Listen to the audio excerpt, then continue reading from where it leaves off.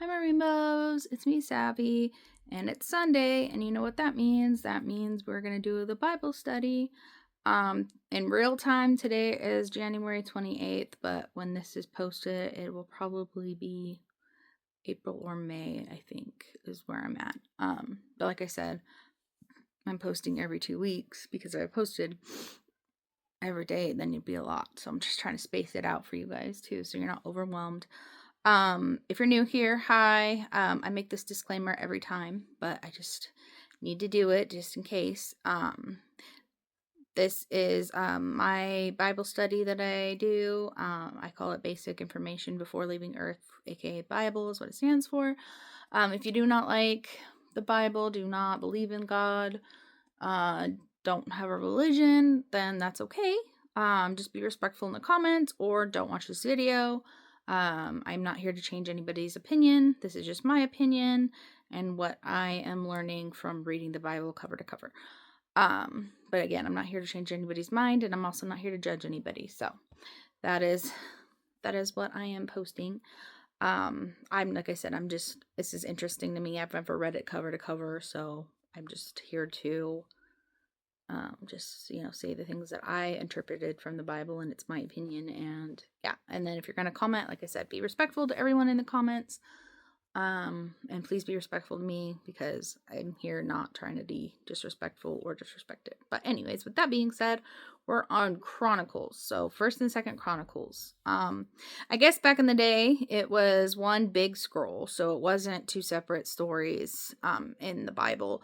And also it's crazy because like apparently in the Jewish Bible, it was the last story in the Bible instead of in the Old Testament instead of where it is in the Bible.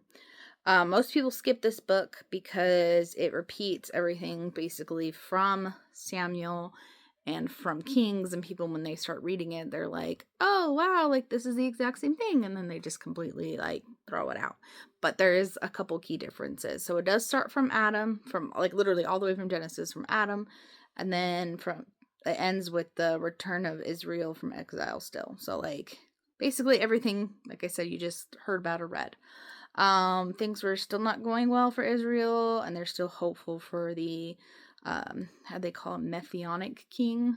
There's lots of genealogy, lots of names.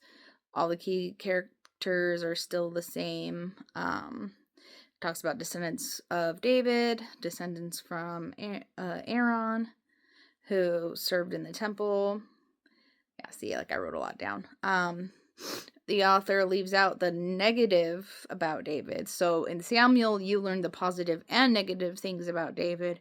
And this one, you just learn about the positives about David, I guess, because they're trying to portray that whoever the Messianic king is like David. So they like to leave. They're leaving out the bad parts of him being like unfaithful and him living in the wilderness and all that. So this story, it shows like the unfaithful kings, the ones who didn't follow God, they get a lot of really bad consequences. Obviously, it's just like in my religion, if you don't follow him, you're going to get bad consequences. AKA going down there if you don't believe in him. That's just like, again, in my religion, but yeah, and then there's a lot of character studies. It's them to try to learn from the past kings and be more faithful to God. That's basically the moral of the story in this one is, just don't be unfaithful to God and be faithful, or else bad things are going to happen. And then it ends in an incomplete sentence.